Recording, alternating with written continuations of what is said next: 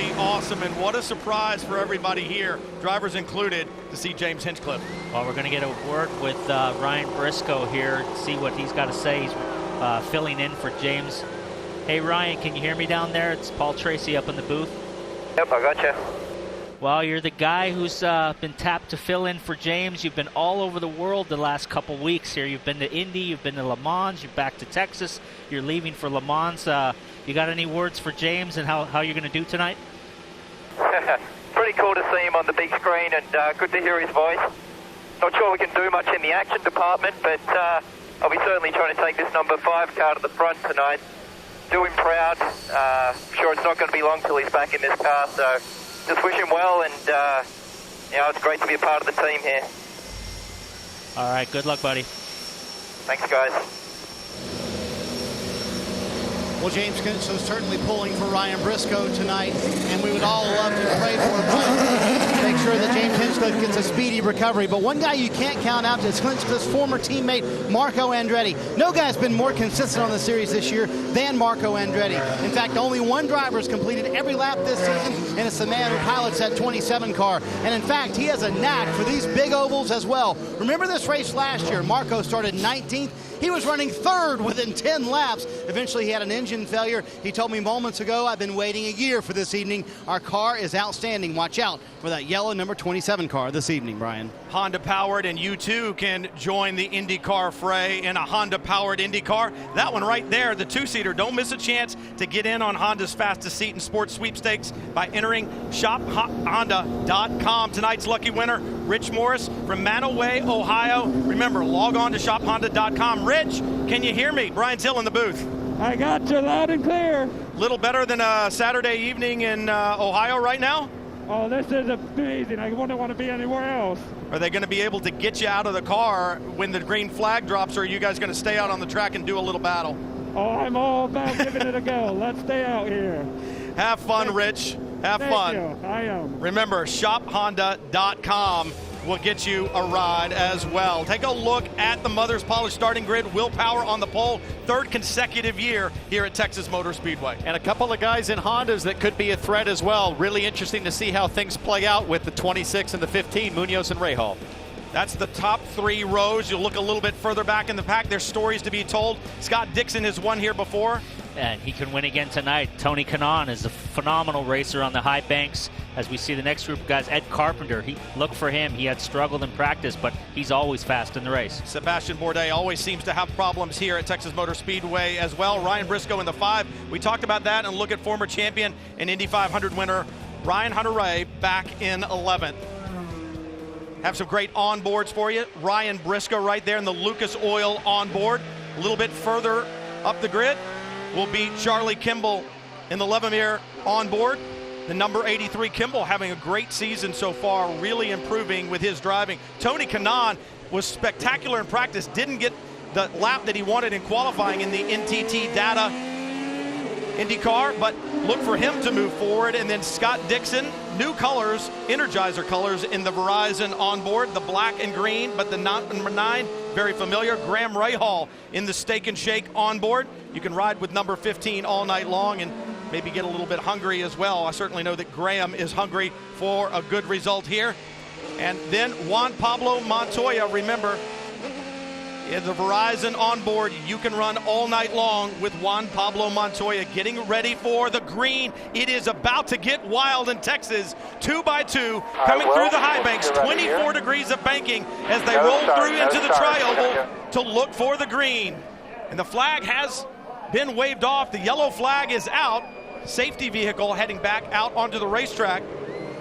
So no start right now, and that gets everybody's adrenaline up, and then no start. What do you do as a driver? Man, you've got adrenaline just pumping through you. These guys are full rich on the fuel, ready to go. Not quite sure it looked perfectly aligned, PT. I think the back half was not at the back of the pack yet. That pace lap went by pretty quick. It was like all of a sudden we were going green. So they'll let them settle down here a second. Everybody's packed up here 2x2 at a consistent pace, and man, the hair on my neck is standing up. Remember, Adrenaline on Demand. Download the IndyCar 15 mobile app to get amazing live streams from in-car cameras and more. Only from Verizon.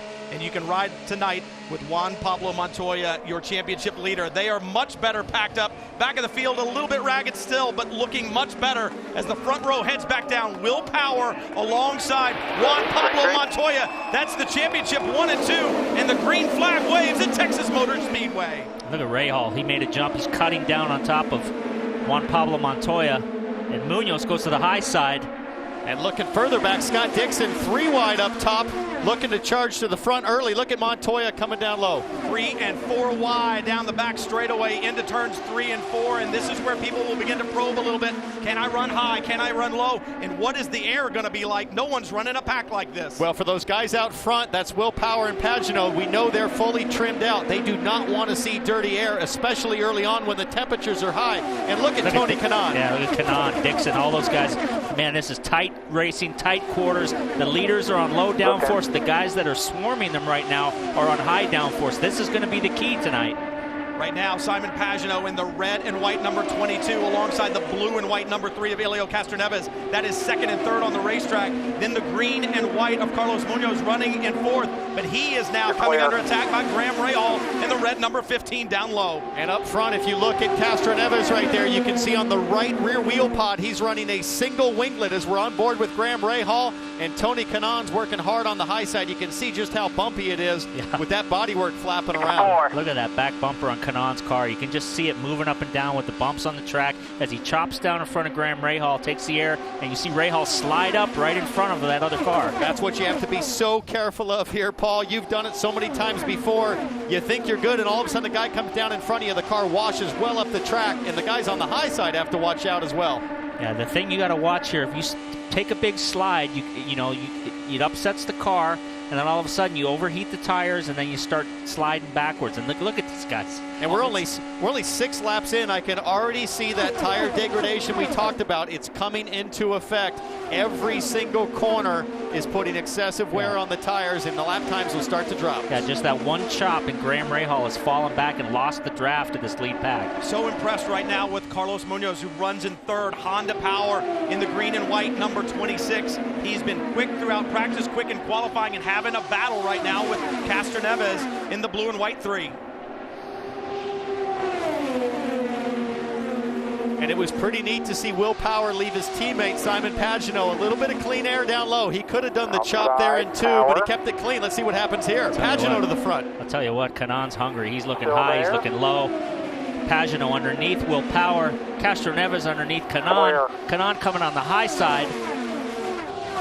Pagenaud running trimmed out. He ran most of the practice session. In fact, all of the practice session last night, trimmed out aerodynamically wise, and was one of the most consistent drivers out there. So that car working very well. Tony Kanaan now taking the fight to Castroneves. Take a look at the Firestone telemetry for Tony Kanaan. 6 gear, 219 miles an hour. Green all the way wide open. We'll see how long these guys can keep that trend.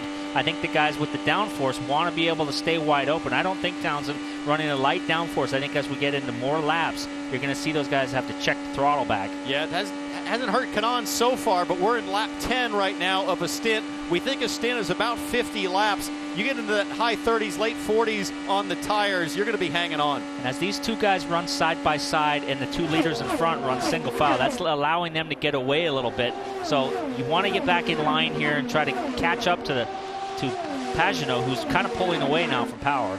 Pagenaud so consistent, as I said yesterday, and you see Castroneves saying, man, you got a fast car. Yeah, he's basically saying, hey, get in line. Let's get in line and chase these guys down. Is basically the hand signal to Kanaan. Like running side by side is a waste of time. Well, the other thing that Will Power's able to do right now is maybe lift just a little bit on the straightaways and save a little bit of fuel. We think you're actually going to pit on tires rather than fuel tonight, but if you don't have to fill the tank for as long, you can be quicker on pit lane. I think Castroneves wants to lead Kanaan, but Kanaan wants to lead Castroneves. So they're still arguing for this position, and they're running close together in the corner. And as they do that, the 2 leaders pull away. And I also noticed 2 very different lines being driven by Simon Pagenaud and Will Power, but you can't run a different line for these 2 guys. They're locked axle to axle. Here's one thing Tony Kanaan knows. If he can continue to hold Castroneves down, it's going to wear his tires more aggressively, and he will have to lift, Marty.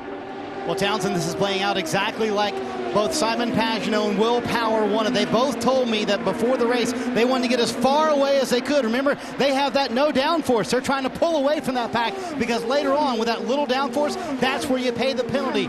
Will Power told me about lap 15. That's where he expects the transition point as we watch this battle between Elio and Tony Kanaan continue to go on. But at lap 15, that's where Power expects the tires to really start falling off. We will keep our eyes on the battles during the break, and this is a spectacular one. Great stuff from Texas Motor Speedway. We knew it would be.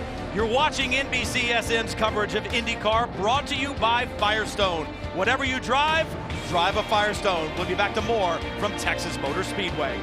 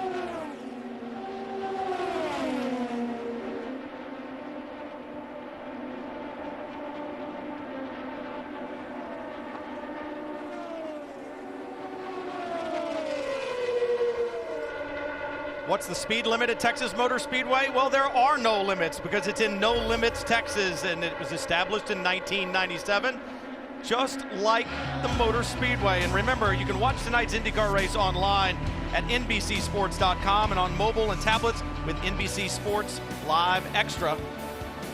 Looking down on the racetrack, it was hot today, well into the 90s. Simon Pagenaud leads right now. Qualified on the front row and had the fastest lap in qualifying, but is a 2-lap average. He had to settle for second. Will Power, our championship leader, well, he started on pole, but has dropped back to second a little bit, and I see one of the ABC entries from A.J. Foyt Racing heading to pit road. We could be seeing some of that tonight early on as guys really struggle with the handling. They'll be coming to pit road early for tires as we watch those two Penske's continue to be so strong at the front. Going to be really interesting, Paul, as Kevin, we're down on pit lane, yeah? And Jack Hawksworth dropped to the back. He started 17th, and after a few laps, he fell to the back, and they cranked big time on that wing, a couple of turns on that wing. So Hawksworth comes in early, hoping to find a better handling car, but he falls a lap down. There's so many unknowns right now, Townsend, with all these new winglets on the back of the car, and they probably just missed the aero balance, and they cranked in a bunch of front wing. They put a bunch of rear downforce in, so now it's probably pushing like crazy, wore out the front tires. Got to come in and make a change. Perhaps the biggest unknown, I think, Paul, is what happens when Pagenaud catches the tail end of the field. Once he gets some turbulent air on that ultra-low downforce. That'll be really interesting. Well, the good thing is when they come around to catch, it seems like everybody is spread out at a pretty good distance. So there's not a big pack of guys, and Ryan Briscoe, his onboard, filling in for James Hinchcliffe. He went high downforce setup, and he's our biggest mover of the race so far. He's all the way up to 12 from a 19th place starting position. So Briscoe just has to get his feet back underneath him to get used to being back in an IndyCar. Simon Pagenaud absolutely flying out in front, 2 seconds in hand over willpower, and lap traffic is going to begin to become an issue here. And now Pagenaud is going to find whether he's got a good aero balance in traffic here shortly. Well, and Pagenaud's going to find a very hard-fought battle for the guys that are just coming up to get lapped, because that's Stefano Coletti and Ryan Hunter-Reay, and they're going to be desperate to stay on the lead lap, hoping a yellow comes out. Well, they've got a little while until they catch some major traffic. Coletti is off the back here. They put a really high downforce setup. It's his first time here at Texas, so he's just trying to survive. And look at Ryan Hunter-Reay, they're right at the back, so he's struggling from practice. He had a good practice last night and still struggling tonight. And Pagenaud is going to start to feel the dirty air even that far back, 10 car lengths back. He's going to get turbulent air. He's going to have to start adjusting his line if he's going to want to keep clean air. Simon Pagenaud, a great car underneath him all weekend long here. He had a good car at Indianapolis Motor Speedway, and now he's already up on Coletti. Next in his sights is going to be Ryan Hunter-Reay. The 22 was so strong, Pagenaud, at Indianapolis, but late in the race had a little contact there, lost some of his front wing, and fell deep into the field. And now it's about to get busy. You can begin to see Ryan Hunter-Reay is next, and now Kanaan has gotten past Will Power, and Power up high. Looks like the handling going away big time. He's really dropping like a stone now. His handling has gone away. And look at Hilio coming down the inside. And when it goes away on you, it goes away in a hurry. Well, I think Power got his first sign, his first proof of what's going to happen on that low downforce. He's just got to stay patient, stay clean, wait for those temperatures to go. Brian at Castroneves just got his first taste of turbulent air, got high. And you can That's scary. It takes your breath away when that happens. When you get that wake, that wash off of another car, it's so much more dramatic here at Texas than it is at Indy. Indy, you run very close to other cars, and here, when you get that washout, the front end just takes off on you. You don't have to have driven an Indy car or a car on an oval to understand what that wake is like. If you've ever been in a boat, you understand the wake. You see it behind there, and it does the same thing. It spills the air out to the side, and if you get that dirty air over the wings, you don't get the downforce that you had before, and you're going to lose grip. On board right now with Graham Rahal. It's like Graham Rahal. Fifth lap.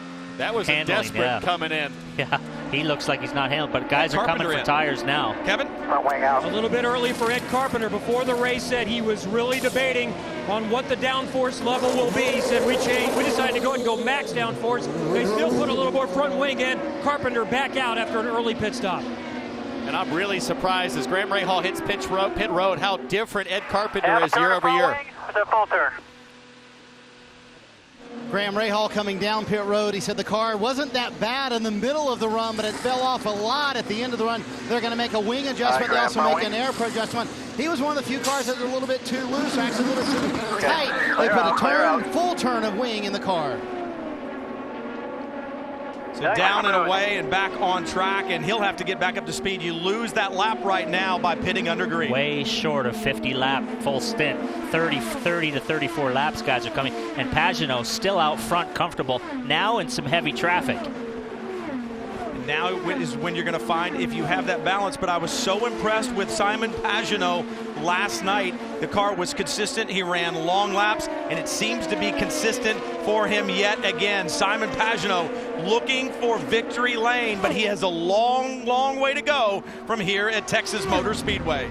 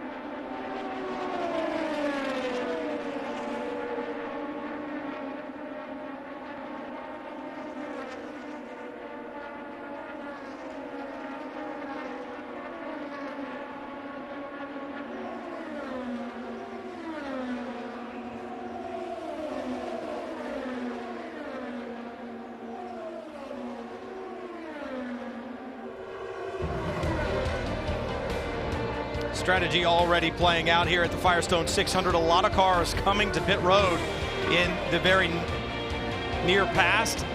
And about half the field has been in. And now Carlos Munoz is in. Kelly? He's been suffering from a little understeer. He saw just that little bit of turn from the front wing to help Carlos Munoz, who was a winner a week ago, with his understeer. He's off and away. Saw Ryan Hunter-Reay, Joseph Newgarden, Takuma Sato, Ed Carpenter, Ray Hall, Coletti. A lot of drivers have pitted, but the guy that has impressed me the most is Simon Pagenaud. The car is just hooked up. You ride on board with Juan Pablo Montoya in fourth. And you see a very racy Ryan Hunter-Reay and also Graham Rahal. They have already done a pit stop. They're on fresher tires, but they're 2 laps down. They're desperate, Paul, to at least unlap themselves once so they have a chance in this race. This shows the difference between new tires and old tires. Absolutely. You see Graham pass by Pagenaud, who's been comfortably in the lead, pulling away from everybody. And look at it, he just gapped him in the corner, Townsend. Tell you who is really beginning to close, though, is Kanaan, one of the fastest cars on the racetrack.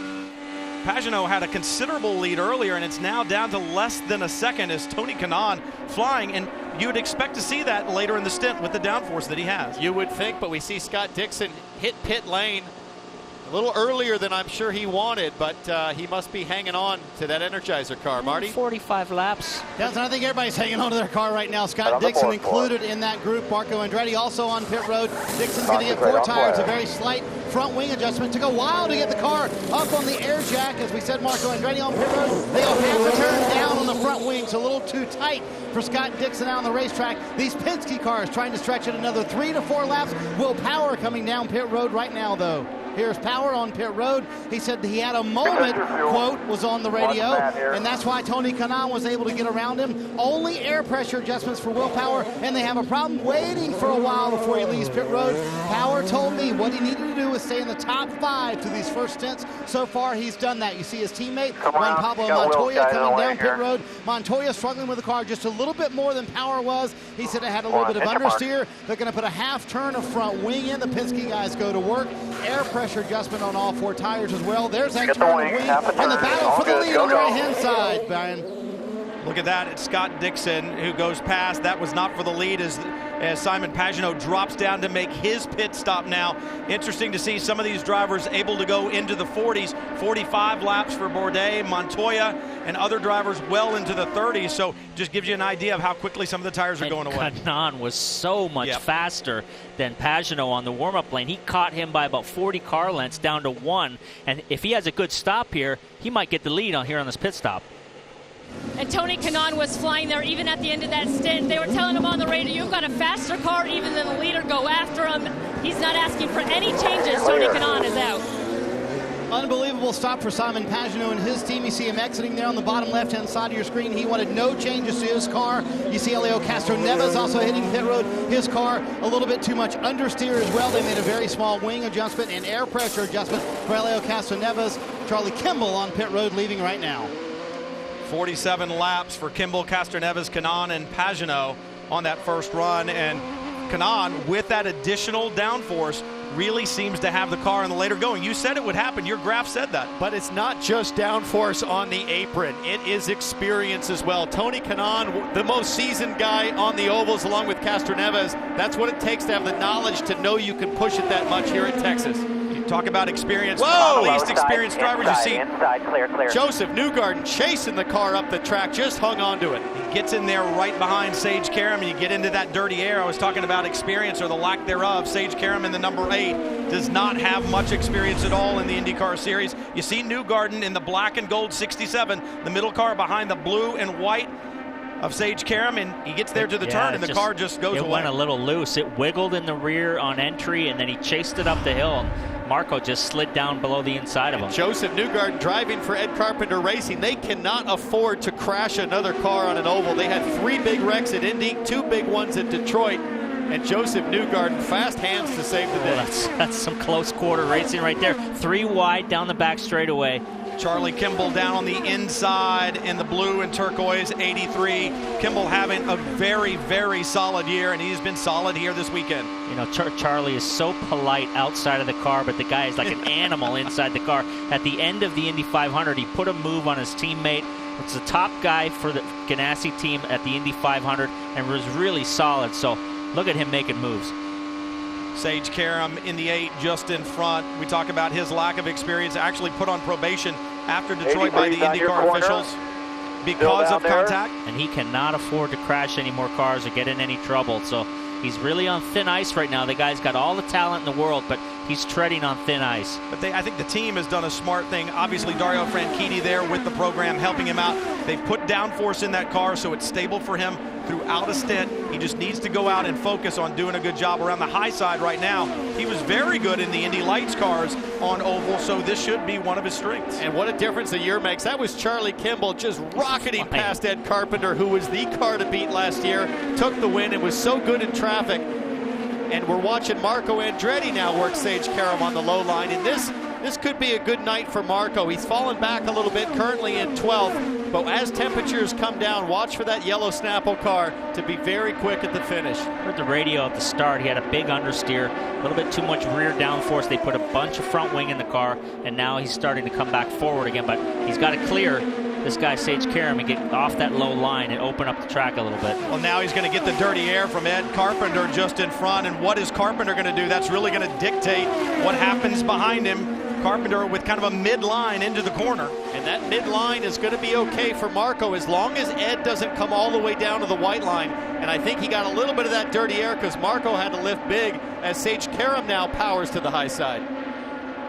And it is heating up and it is flying by. The guy's turning tremendous speed, laps ticking away very quickly from here at Texas Motor Speedway. Simon Pagenaud looking for the victory.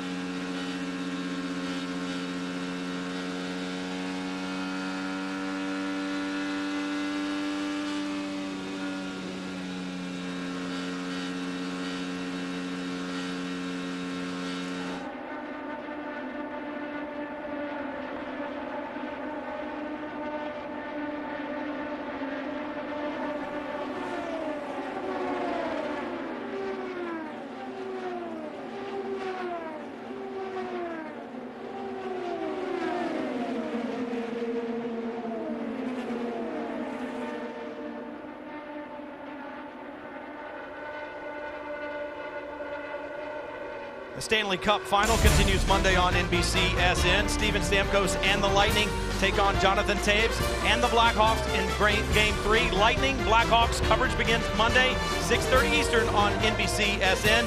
Stanley Cup final, part of NBC Sports Championship season. Man, it is crowded right now. You see Simon Pagenaud in the red and white 22, still your leader, trying to work through traffic, and it is tight. This is the really tough part for Simon. He's got a great car, but he's a light downforce car, and he's got to really watch it in the traffic here because like Dixon in the past, you can just, in the turbulence, you can just lose it, Townsend. And Simon Pagenaud knows if I can just hang on while it's hot, it cools down later, I'm only going to get faster. Marty?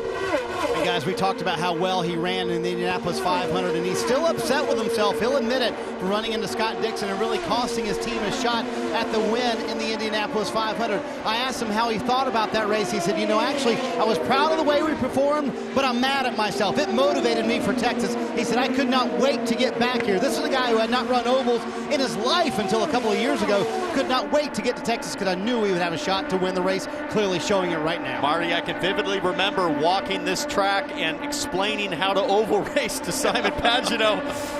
It didn't take him long. He's the guy to beat so far tonight. It's a very impressive drive, really, for the whole Penske team. I mean, they're 4 out of the top 5 cars right now as we watch Montoya carve up Coletti and try to march forward and catch his teammate in that 22. I think for Montoya, though, if you go back to Graham Rahal talking about points, Montoya knows that he's on top of the points, and he knows that Will Power is behind him. So Montoya, we've talked about a more mature Montoya. So I think Montoya is just sitting here, just playing the game.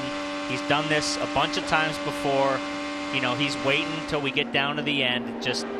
He's been playing the book exactly the way it needs to be played. Charlie Kimball worked his way into the top 10, but it didn't come easy. Watch this, going low.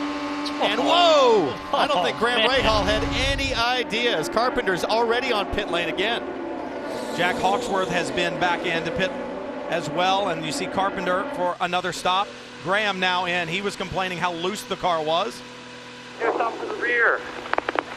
I know, but the biggest thing we can work on right now is tire pressures, and they were over, so this should help. Here we are, 3, 2, 1. Nice.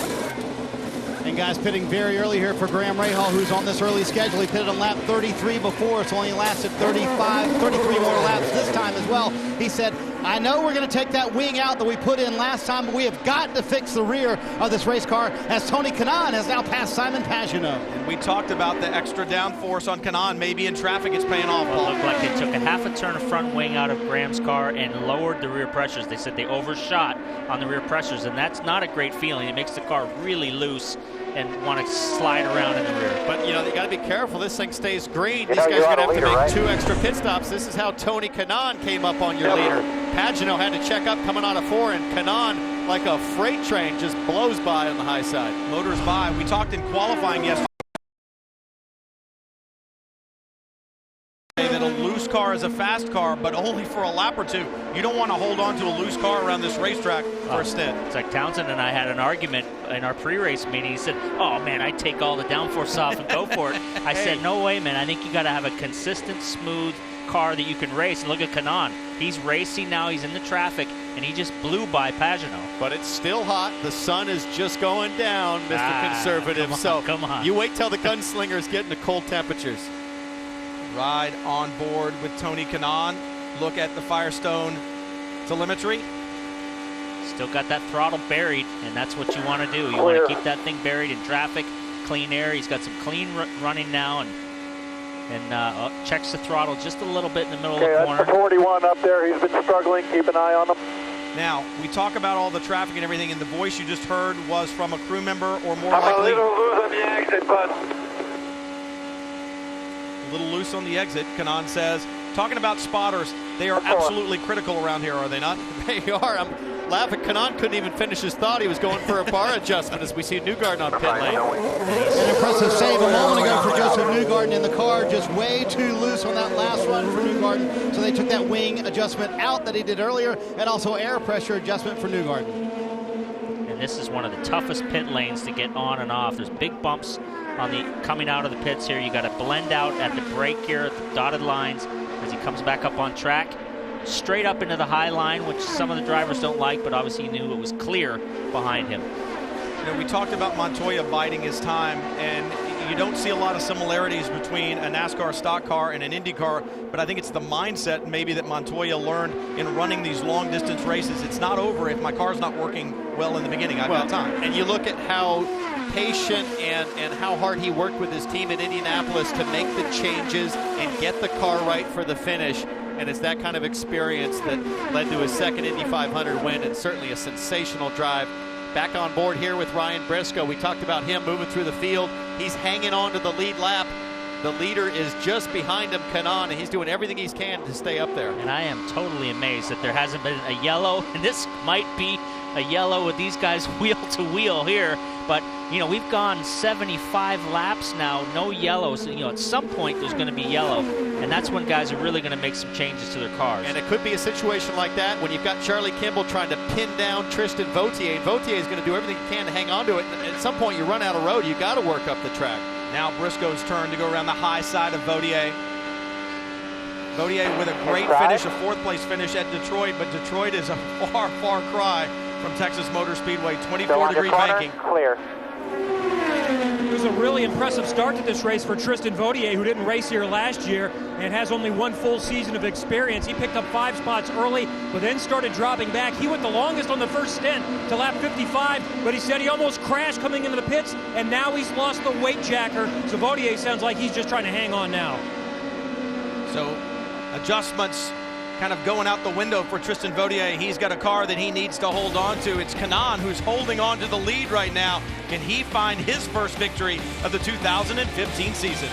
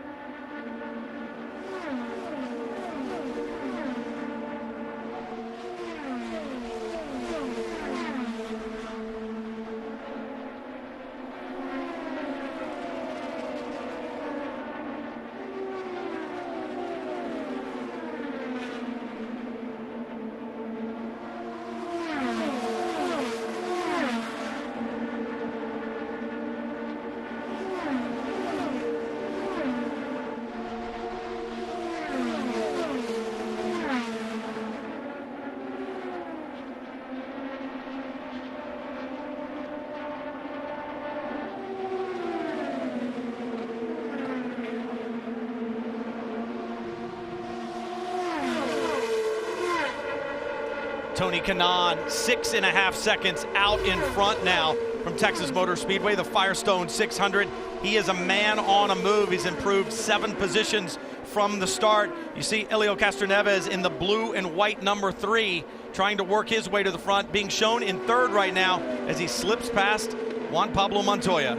He went from 4th to 2nd, and basically the front straight with Montoya is really loose now. He's been complaining as we see Graham now making a move on. Tony Kanaan makes his way down pit road. He last won this race back in 2004, and before the race he told me, I've got a decent race car but not a race winning car. Well, he might prove otherwise. You heard him say he's a little bit loose on exit, so they might make a little adjustment for him there. Otherwise, he's going to get those 4 fresh tires and some Sunoco fuel, and it looks so far they've got a clean stop, Marty. Castroneves, middle of your screen, he's going to get that Sunoco fuel as well. He said that downforce felt very good at the end of the run. The race off pit road, I believe Juan Montoya will win that race off of pit road. Montoya said, what did you guys do to my car? It snapped loose there on that run. He had to save it at one point. They went back halfway on the wing adjustment they made last time, Brian.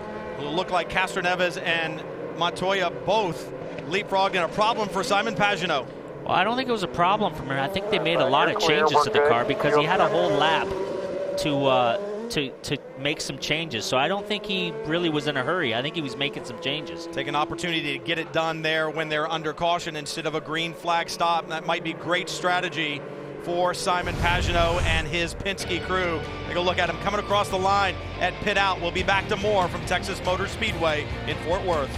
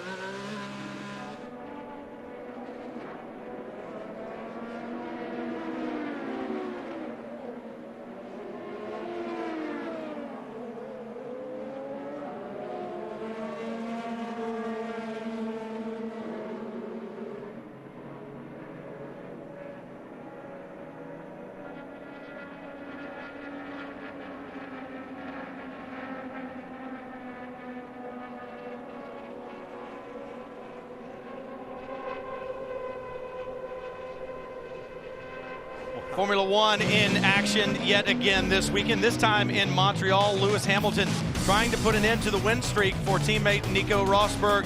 Can he win again in Montreal? Don't miss the Canadian Grand Prix coverage presented by Jaguar tomorrow at 2 o'clock Eastern on NBC. Back at Texas Motor Speedway, under caution, the sunset just... Is that normal? I mean, should we be running for cover? I don't know. I'm kind of wondering the same thing. The sun is setting on fire, and this track is on fire tonight. Great crowd tonight. And now, do the yellows breed yellows? Are we going to see a lot of, like the start, a lot of everybody side-by-side pack racing again? Well, what do you think, Townsend? This is the time, Paul, where you might be hanging on those long green flag runs, but this is where you get all your confidence back. Fresh tires and a clean racetrack to just go. You can see guys are going to fan out, work the high side, look for guys like Marco Andretti to make up big distance. Well, you've got Kanaan, who's been so strong. He's sitting there in third, but we talked, too, about the patience and the maturity of Juan Pablo Montoya. He's been cool. He's bided his time. He knows they've got a long way to go, 248 laps to run. 91 of them are in the books right now. Where does he sit right now? Out in front. Well, you might be cool and you might be experienced, but we did hear a very high-pitched Colombian tone when he got sideways. Well, that happens when you get sideways here. If you watch these restarts, as we get later in the night, they will get more and more aggressive. And if we have a Montoya-Kanaan restart, can you imagine what kind of fireworks that will be? It's going to be wild. It's Montoya, Castroneves, then Kanaan, Dixon up there, and then Will Power round out the top five. Kevin? Well, last year's winner is not having an enjoyable experience tonight. Ed Carpenter was a couple of laps down before he picked up a lap during the pit sequence. At one point he said, this car's a joke. And then later he said, I don't know how anybody is driving this. We've got understeer in the front. The rear feels like it's going to come around. They've been struggling with this aero kit all weekend and even going back to Indianapolis. 5 ovals, including this one, to finish the season. I asked him if he's excited to get the season going. He said, not so much. I'd feel a lot better if we understood this new car, Marty. And Kevin, we saw Simon Pagenaud have trouble coming down pit road last time. Here's exactly what happened. He's been having problems, see him lower right of your screen, with the weight jacker on the car. So as he came down pit road, he actually tried to cycle it on pit road himself. He lost 5 spots on pit road, fell to 8th. You see everybody going past him on pit road there as well. And then right here, they also lost power in the car. You see him coming back out. They're trying to start the car. That's where Simon Pagenaud lost all of his time. At that point, Kyle Morris said, just take our time, make sure everything is done correctly. But they think they have the front weight jacker issue fixed for Simon Pagenaud. Well, that's the good news, and what they need to do is take a page out of the playbook of Juan Pablo Montoya. Be cool, be calm. Yeah, but good it happened now, not at the end of the race on the last pit stop. If that happens on the last stop or under green, that it will effectively take him out of winning the race. Drivers getting a chance to take a breath. It was just a torrid pace that was being set, and now it's going to be a brand new complexion when we go back. New tires, and as you said, it'll be interesting to see the changes that have been made. If they work or if they don't work, who's going to be better in traffic this time, who's going to be better in clean air. See Juan Pablo Montoya drive on board with him. Chevy Power, he is our Chevrolet driver profile for the evening. A little bit earlier, you saw American Pharoah win the Triple Crown. Well, we kind of consider Juan Pablo Montoya a Triple Crown winner. Winner at Indy, Grand Prix of Monaco, the 24 Hours of Daytona. Pretty stellar resume for JPM. Not many better than JPM. He's a winner in everything he's done. We'll see him cycling here behind the pace car. He should be going green pretty soon here. And it's interesting when you talk about young drivers like a Sage Karam. You and I were talking about this yesterday, Paul, and you said, hey, you know, I've certainly had my wild times, and so did Juan Pablo Montoya. A lot of the really good drivers have come in and they've had tremendous talent. It just needs to be massaged and shaped a little bit. Perhaps Sage Karam fits into that same mold. Well, certainly he does. I mean, everybody wants to see him succeed. You know, guys like Montoya came in and right away were running at the front, winning races right out of the box. As we get one to go, coming at the line, we'll be going green next time by. But, you know, Sage has gotten in some trouble here, and he needs to have a good run tonight. He does, but let's not forget, guys, there is not nearly the testing opportunity that there existed back in the day. I mean, back then, Montoya would have had 20 test days before the season start, practice everything from pit stops to out laps, in laps, strategy, fuel savings. Now you've got to learn it on the job in real time as we're on board with Scott Dixon. Marty? And just so you guys know, quietly, Scott Dixon, like he always does, coming up to the field. Currently 4th for Scott Dixon as we're 1 lap from taking the green. The car too tight on the first run, too free on this last run, so they went back on the adjustment they made earlier. And Mike Hull just told him on the radio a moment ago, just want to let you know that your front bar is full stiff. Just make sure that you know that. And also Helio Castroneves having a fun run. He's in the 2nd position right in front of Scott Dixon. Here's what he said on the radio moments ago. If Juan Pablo will help me with the draft, because I think Tony's going to go on the outside, I'll just stay behind him and we can pull away. I think what Castroneves is saying is if Juan Pablo can leave me a little clean air down low, we can draft and pull away. Definitely some team tactics here. You know Kanon's going to want to go, so this is going to be interesting. Ganassi against Penske. Chevy Power in the first 6 cars to come across the line. Montoya leads. Castroneves is going to try to drop in behind him, and you saw the 4th car in the order, Scott Dixon, trying to work his way past, and then after that, it is side by side, even 3 wide at the back. You've got the guys going for race wins, and then you got the guys looking for making up everything as we go 3 wide. Look at Dixon working the high side. What happened to let's hook up and run away?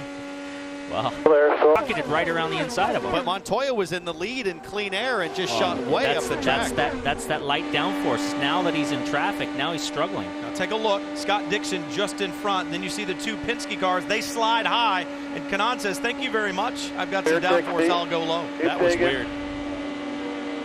And now Scott Dixon all over the back of Kanon. Kanon with the double winglets on top of the side pods or on top of the rear bumper pods in the back. And Dixon he's running 2 as well. And Montoya has completely disappeared down to 7th position, falling way back. And Simon Pagenaud also trimmed out way down. Will Power down in 11th place. Paul Tracy, Mr. Experience. I thought you said light downforce. Hey, way to go. We're not Mr. even at Lamont. half distance. Just wait. Just wait. No, I'm waiting, and right now PT's got the lead. I'm never wrong.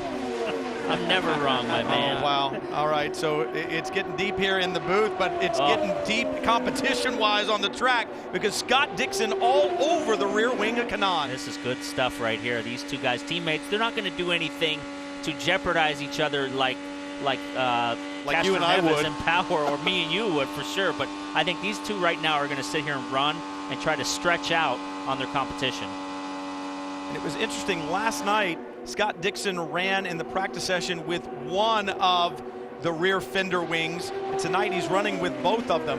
And you see those guys able to kind of run a little closer to each other when they've got that downforce in there. And Briscoe now up to 5th. He has the highest level of downforce in the car. Briscoe continuing to move forward and still impressed with Carlos Munoz running forth, the highest place Honda-powered car, the Honda of Briscoe right behind him. And for Ryan Briscoe to be out of an Indycar for as long as he has been driving sports cars and testing for Corvette, getting ready for the 24 Hours of Le Mans, to step back in a place like Texas and perform the way he is impressive indeed. Well, and Sam Schmidt and that Schmidt-Peterson team looked at the stats and said, hey, this guy's got a win, he's got a second, he's got 3/3, and Ryan Briscoe is showing why he is so good here at Texas Motor Speedway. Nice. Around the high side. Nice clean Still there. pass.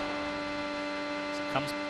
We talk about the success for Ryan Briscoe here at Texas is that he's just always had really good race cars here. In spite of qualifying 19th, he knew he had more for the race tonight. He said he just made a mistake. He went for a high line, then a low line in qualifying that just didn't work out. But he said, hey, this Schmidt-Peterson team is so good. They are incredibly organized, and I am just so lucky to be a part of it. Well, you can't stress enough how the handling of the car has to work. On a road course or a street circuit, you can trick it if it's not right. But on an oval like this, the setup has to be perfect or the car is not going to run at the front. And I think Dixon is just really content to sit here. He's probably checking the throttle, saving a little bit of fuel, and let Tony lead here, burn a little extra fuel. And look at Castroneves. He fought back. He's right there with them as well. So this is really interesting racing here. Good fight up front between teammates and friends as Tony Kanaan continues to lead, but we are far, far from over. You're watching NBCSN's coverage of IndyCar, brought to you by Steak and Shake, home of the original steak burger, proud sponsor of the number 15 of Graham Rahal. And by TireRack.com, find, deliver, install TireRack.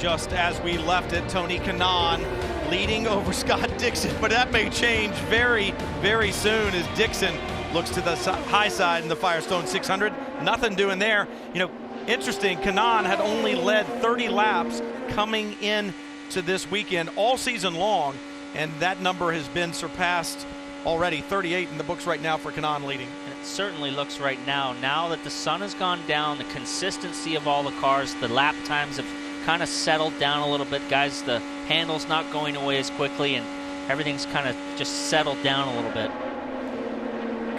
Kanaan, Dixon, take a look at the Chevy driver update. We've got Chevys up front 1 and 2, and in third as well. Then Kimball 6th, Montoya 7th, Pagenaud in 9th. It's the Honda of Carlos Munoz that runs in 5th, and Briscoe running in 4th. But Chevy's filling out the top 3 right now here in Texas. Down the backstretch, Kanaan, Dixon looks content to just ride. I don't know if he's got anything for him or not, or just content to stay. And I think Kanaan might have just gotten a little loose there coming off of 4. He just said on the radio, I'm getting loose. So, you know, he's out there in the clean air. Kanaan is just a little bit loose off the corner. Dixon is shadowing him. They pulled away a little bit now from Briscoe. They gotten away, but now they're coming up on a lapped car, so maybe that will put some understeer back in Tony's car with the turbulence. And as the handling begins to go away and the car begins to get loose, how much can you work with your sway bars and your weight jacker to help? These guys are working it every lap, and that's why it was such a detriment for Pagenaud earlier when he lost his onboard controls. But look at this. We talk a lot about Chevy versus Honda, but look at Team Chevy. Their drivers have 163 career wins. Now, if we look at the Honda drivers in terms of career wins, totally different story. 26. Hunter-Reay's got 14 of those. I raced against the Hondas 2 weeks ago at Indianapolis. I don't believe they are really bad at all. I think they're very good on mid-range power, and Hunter-Reay is 3 laps down right now. Honda has 2 cars right now inside the top 5. They can be a factor tonight. Well, I think AJ said it at the beginning of the show. He said, as we watch Hunter-Reay come around, he feels their power is fine. Maybe has more power than the Chevy, but they really just don't have their aero sorted out. Yeah, that is not a comfortable feeling. Now that we see the light downforce as he's gotten into traffic, that car was loose, sliding, coming off of turn 4. But if Montoya knows, if I can just keep working traffic a little bit, get back to the front with clean air as the temperatures drop, you know I'm rooting for the gunslingers, Paul. They've got a chance. They still have a chance. It's hard to work that traffic when you're sliding tire coming off. You kill the tires so quickly here as he makes a move down the inside and gets chopped off by the Ganassi car by Kimball. Kimball having another great day. A great day at Indianapolis. Bad day at Detroit, but he's really, really strong on the ovals. He is, and he's smart here. He kind of flirts with teasing an open door there for Montoya. Montoya ducks down low. Kimball takes the white line, and Montoya has to check up. Just past the halfway point, and you see the struggles for Montoya. His car going away. James Jakes beginning to close down on them. And you got to hand it to Jakes, another one of those guys who didn't race at all last year and then comes back to start the season. He's got to get his feet back underneath him, and he's done a great job here. In fact, he was wickedly fast on his first lap of qualifying, so fast that he hit the rev limiter into turn 1 to start the second lap, and that's what dropped him back in qualifying. He was the only Honda to pull off those pod winglets and really go for it. His first lap was huge, as you said, but they just missed the gearing. I don't think they expected him to go quite as fast as he did on that first lap. He's closing down on Montoya. He's got probably close to the same setup as Briscoe, his teammate. So as we see Hunter-Reay come in, just struggling, coming in for more changes. Well, then you've got to be careful about just adding wing and adding wing and adding wing. You think, well, that adds downforce, but then it gets unbalanced out there, and you've got a car that you don't know what it's going to do. It does something at the entry and something different at the exit. Being 3 laps down now, you know, he's got 4 laps down now, no chance of winning. You almost might as well turn this into some kind of a test session, make some changes, because you're not going to win from there. Kanaan around the high side of Graham Rahal. Still leading, then Dixon, then Castroneves, the top 3, just as it's been. Looking inside clear. And for the kind of run Graham Rahal has had so far in 2015, that has to be so frustrating. 2 laps down now, watching those leaders just blow by him. Sage Karam closing Big wiggle. in the back of Marco. That was a big wiggle. Now, Paul, this young driver's been told, just finish the race, no more mistakes. How do you do that when you've got a car dancing around underneath you? He was right on the back of Andretti. He had a wiggle, and then now he's fell off the back. So instantly when that car takes a slide, as we look at the graphic, all the penalties that Karam has had this year, that's I think he beats me in the penalty department. I was going to say, this is some kind of mistake. This reads like my rookie year. This looks like your report card. And Sage Karam's really hanging on as Graham Rahal goes for pit load.